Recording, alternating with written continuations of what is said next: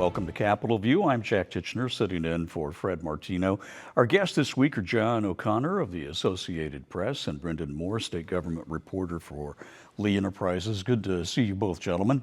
Thanks, Jak. Likewise. Thanks, Jak. It's not unusual. We've all been covering veto sessions for years, but the first week of veto session was probably more about what didn't happen than what actually did. And sometimes there's a lot of hype that goes into veto sessions. What were some of the most significant developments last week as we look ahead to next week when lawmakers actually come back to the Capitol? Well, as you say, Jak, it's the first time that lawmakers have been back in Springfield since May. That's not always the case. There are many times that we go into the summer, or we have a special session, or we have convene before this time of year, and there were only this is called the veto session because it's traditionally reserved for handling rejected or amended legislation from the governor, but there are very few. I think there are only 6 vetoes this year of varying sorts, and so it's the first few days are hi, how was your summer, and kind of sizing things up and counting noses, and then the second week is when they get down to brass tacks, I guess. They it's also not there's no prohibition on doing other things during the veto session, including new legislation. And the one thing I guess that did happen this week was the House approved a measure by the Speaker of the House to allow legislative staff members, people who support the legislature, from custodians to the people who analyze and write bills and tell members where they need to be at various times, to unionize. And the Speaker, Chris Welch, the Democrat from Hillside, is very pro-labor, and his staff had been talking about organizing. And initially, from what I read, he was not engaged with them, but he then decided to introduce legislation. Legislation to allow staff to unionize, he believes, is necessary because the Labor Relations Act, the state law that governs these things, says that a quote unquote public employee is exempt. And so they're taking this measure to cover that base.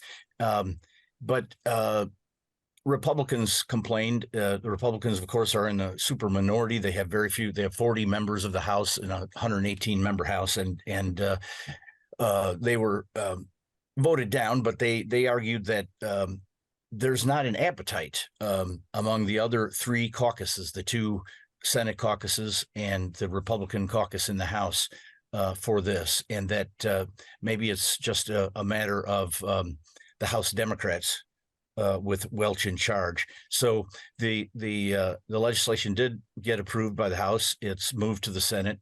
Senate President Don Harmon of Oak Park, is taking over the legislation, and we'll see. There's been very little talk. His spokesman says, we look forward to the review of that. It's interesting because sometimes there are things that the rest of us have to do, but the legislature doesn't have to play by the same rules in some respects. I remember years ago when I think it was the outdoor smoking ban or the indoor smoking ban, there were still senators down on the floor smoking away in the middle of session when the rest of folks couldn't do it. Brenden? Yeah, certainly. I think that this is an instance where it's clearly in the law carved out where legislative staff have not been able to unionize. That's not by accident. Obviously, it's kind of a unique situation because for it's the legislative branch of government. The historically when we've seen public sector unions, they've been dealing with executive branch functions, and so that obviously. In order to facilitate a legislative staff union, they have to pass a bill and sign into law that would basically set up the infrastructure, because the infrastructure has been in place. And I think an important issue here too is that we had an amendment that passed last year that many have dubbed the Workers' Rights Amendment, that basically gives Illinois residents the fundamental right to unionize. And so the legislative staff have kind of been under that banner of saying, we have the right to do this, we should be able to do this, and so in order to facilitate that, they need to pass something that would basically allow for that to happen, because right now there is kind of that tug between what's now in the Constitution and what the law says. So as John said, pass the House. This is a big initiative of the House Speaker, and we're going to have to see if it goes anywhere in the Senate. There isn't as large of a push in the Senate among the staff to unionize. So I don't know if the priority, it's going to be a high priority on that side of the Capitol.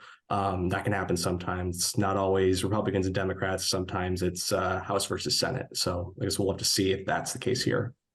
There was some action, or I suppose you would say a postponement.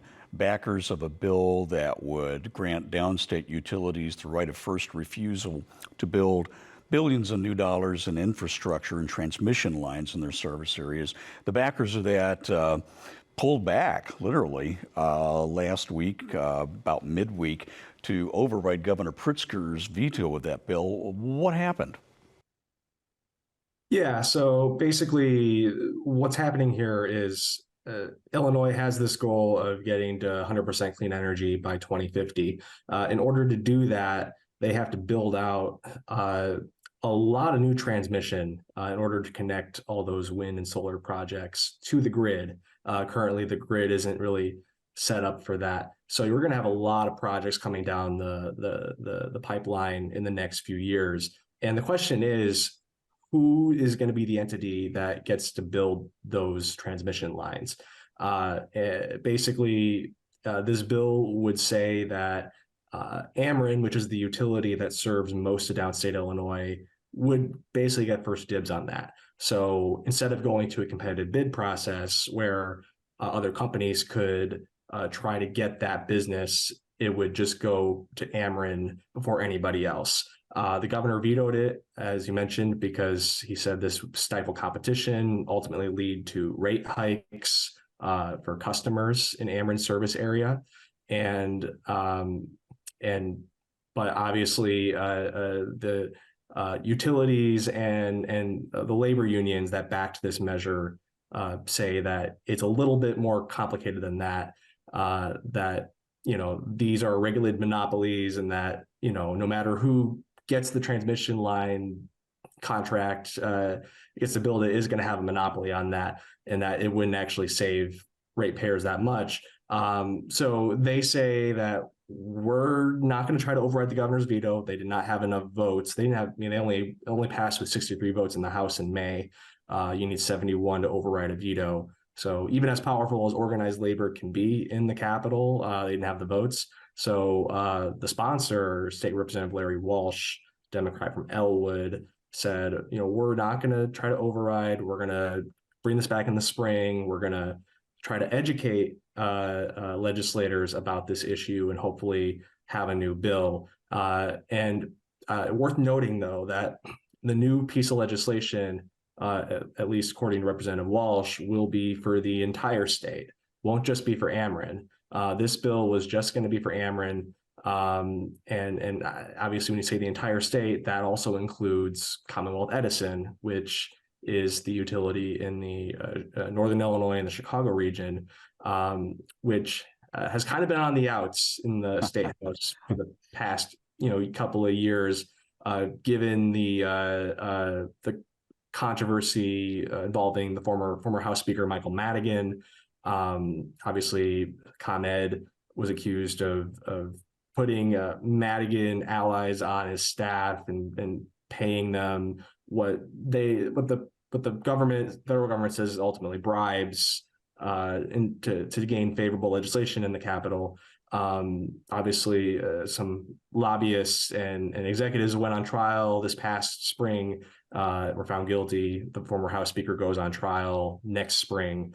So it'll be interesting to see that dynamic play out, to see if this bill can come back, if ComEd will be included, and what might happen given the what is hanging over, given the outstanding controversy that will probably be playing out next spring in a courtroom in Chicago. Yeah, that's you make a good point, because conceivably you could be in jury selection at the time that this bill is trying to start working its way through the committee process, and you know what the headlines are going to be, because you guys are going to be writing them, because there's a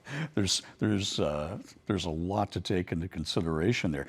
In the meantime, though, who does it fell short of the 71 votes you need in the House to get an override. Who do the backers of this bill have to convince to get it over the finish line? And of course, in the spring, if everybody's amenable to it, you only need 60. Right. So that's going to be, well, even if you get to 60, though, you still need the governor to sign it, and that appears to be a heavy lift.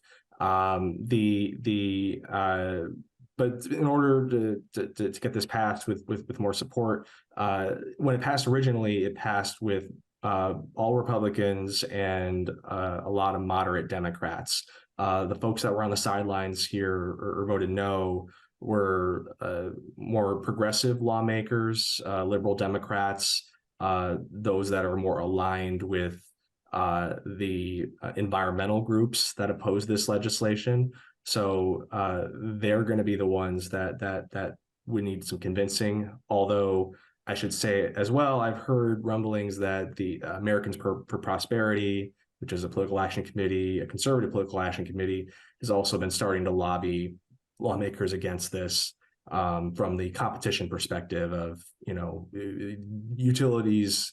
These utilities shouldn't be granted a monopoly. They should be able to be competitive and compete for these projects. So it'll be interesting to see if you see some Republicans fall off on this, given some of that lobbying effort. Again, it's going to be a tough grind for advocates of this measure, but again, organized labor usually gets what it wants under the Capitol Dome in Springfield. So if they really start to twist some arms, anything is possible. John, I'm curious, there was another issue that going into veto session, as you said quite rightly, there were not that many vetoes. Governor Pritzker has not had a long history of actually vetoing a lot of legislation, but one of the things that we were watching in the run-up to veto session was Senate Bill 76 that passed with bipartisan majorities that would end a nearly 40-year moratorium on the construction of nuclear power plants in the state. And the wrinkle to this is what we're actually talking about, or what the bill sponsors are talking about, are the small modular reactors that have been showing some promise in Europe, and they're trying to get those introduced in the United States. What's going on below the sidelines in terms of trying to override that veto, or the Senate sponsor, Sue Resin, also has some thoughts about narrowing the focus of that bill, if I'm correct on that. Sue Resin, she's a Republican senator from Morris, and she sponsored this measure. As you say, these are small modular reactors that can go right on site of a manufacturing facility, for example, or as we phase out coal plants. This is very important to Southern Illinois, especially. The Clean Energy Act signed in 2021 requires the phasing out of coal-fired plants by 2045, and this is these modular reactors could go at the site of these, shuttered coal plants, and according to Resin, you've got a trained workforce there. You got transmission lines, et cetera, et cetera. The idea is we can do nuclear energy safely, and these are small units as opposed to the big, cooling towers that you see if you're driving on Interstate 39, past Byron or south of Bloomington when you go past Clinton or any, there's several in the Chicago area. And so she says that, the environmentalists who oppose it say, we've got solar, we've got wind power, we'll have what we need to meet our carbon-free goal by 2045. Resin points out that the Clean Energy Act itself includes $800 million to keep 2 existing nuclear plants viable. So she says that's proof that nuclear has to be part of the answer. The governor vetoed it after he was told by the majority leader in the House, Democratic majority leader, that they were concerned that because we haven't had nuclear reactors for 40 years, the rules and regs have not been updated. And of course, there's always been, from time immemorial, the question of nuclear waste. Resin says, well, we're storing nuclear waste, the spent fuel rods, at the existing plants safely on site. The small reactors will have a lot less waste, and that waste can be stored safely too. So it's an environmental, Democrats and environmentalists fearing the scary parts of nuclear power, and Resin, the Republicans, saying no, it's got to be part of the answer. And it's seen as part of a jobs issue for a lot of folks, particularly as you were saying earlier, John. A lot of the coal plants in southern and central Illinois are, on their way out, and these are seen as one way of hooking right up to the grid and moving on from there. There is some potentially good news on the job front. I was reading in Crane's Chicago Business, they're reporting that the new Stellantis battery plant will give Governor Pritzker more momentum to land more of the EV jobs and deals in the state of Illinois. Brenden, you've been writing on some of these issues with the electric vehicle economy as we move further into that. What's the potential for the state? The potential is huge. Governor Pritzker has said on many occasions that he wants Illinois to be the Silicon Valley of electric vehicles. It was kind of a little bit of a slow start. The state, almost 2 years ago now, the governor signed the Reimagining Electric Vehicles Act, which was kind of a specialized version of the state's existing edge tax credits, which are used to attract businesses. So these were used to meant to attract EV industry businesses, whether it is automakers or parts manufacturers, battery makers, et cetera. And obviously, the state already started with Rivian in Normal. They have their North American manufacturing headquarters in Normal, producing the trucks. But since it had kind of been slow going, a lot of other states were landing some of these battery plants and some of these other EV industry type businesses. But in the past few months, we've started to see the fruits of the state's labor with regard to some of these tax incentives kind of being put to work. A few months ago, Goshen, a Chinese company, announced they're building a battery plant in Manteno. And as you mentioned, Jack, just last week, the Stellantis, as part of the deal that ended their strike, the UAW strike, appears like they're going to reopen the plant in Belvidere to possibly produce batteries and perhaps vehicles. And then even last week, the governor was also in Libertyville at EV Box, another company that builds batteries. And they announced that they're going to be manufacturing a battery at their facility in Libertyville. So there's been a string of really good news in the EV industry in Illinois.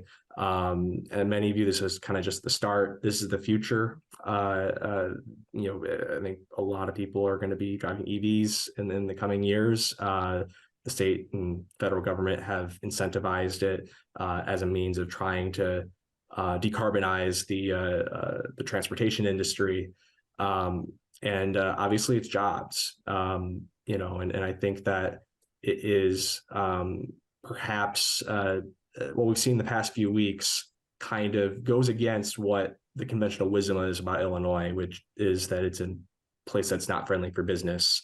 And to be clear, obviously the state still has relatively high taxes, has strong labor unions, and maybe those are things that some businesses may not necessarily like. However, the state also has a great location, middle of the country, great transportation network, and a trained workforce, which the governor has really leaned into that aspect of it. So I think we're seeing the state really lean into its strengths and starting to attract some of these companies of the future. And and it's just the beginning. Again, this was only a couple of years ago that these incentives were signed into law. So we'll see in the next few years how many companies they can get, large and small, kind of using that as kind of an attraction. And in addition to that, when you have some of these bigger companies come in, there's probably going to be others that want to come in to follow them to be part of that supply chain. John, one of the things that's interesting too, the state is looking for some federal help to launch a major program. The National Semiconductor Technology Center, the governor is really aggressive in that front. There's a new private partnership that's working with private industry and public universities like U of I, Urbana-Champaign to try to get that $11 billion center in Illinois, which would really more than jumpstart the state's advantage in the semiconductor industry. There's no doubt that Illinois has always kind of been in the shadow of the tech industry. The University of Illinois is right there at the top of the heap in terms of technology, but it's always kind of taken a back seat to Silicon Valley and some of these other places. Pritzker, to his credit, he recognizes these things, and particularly like with the electric vehicle industry, Illinois often is a follower, and it seems as if in these areas, the Pritzker administration, other elected leaders are taking the reins here and recognizing some of Illinois' strengths and trying to capitalize on them. Got about a minute left. One question I wanted to ask about. We were still waiting to see what the fate was going to be for the Invest in Kids program. That's a tax credit program for families who want to send their kids to private or parochial schools. Anything on the horizon for next week in terms of that? The pressure that Republicans have put on this is paying off. There's the governor seems to have changed his mind. Last week he was saying, "Look, public schools need money. I'm a public school backer, and this is a program that allows parochial or private school parents to deduct $75 from their taxes, or contributors to the program, people who contribute to the Investing Kids program." And Republicans say this is not a lot of money. The governor brags about increasing education spending by $2 billion. This is a program I believe is 22 million. So it seems like things might be turning around for the program. It sunsets at the end of the year. That's the reason for the action around it. We are going to see what happens next week on that. Thanks very much to our guest, John O'Connor of the Associated Press in Springfield, and Brenden Moore of Lee Enterprises. Thanks so much. I'm Jak Tichenor. Thank you for joining us.